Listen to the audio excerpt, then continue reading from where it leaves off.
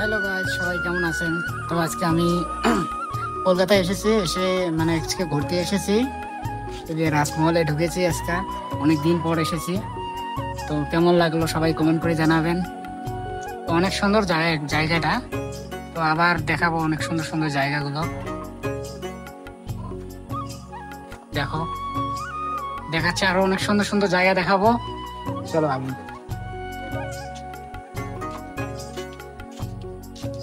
এই দেখো, অনেক সুন্দর সুন্দর জায়গা।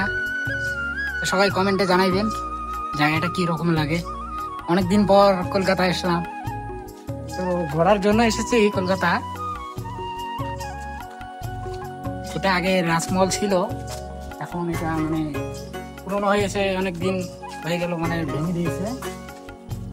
তো এখানে সবাই ঘুরতে আসে, তো আজকে আমি আসলাম ঘুরতে।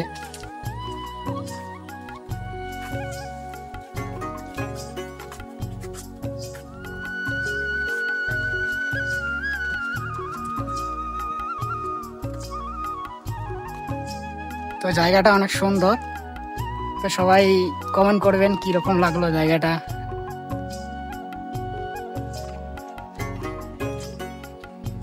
High, hello.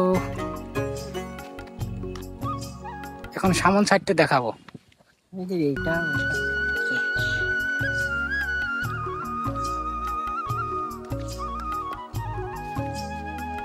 মানে আমরা এখন ভিতরে আছি, এখন সামন সাইডটা দেখাবো।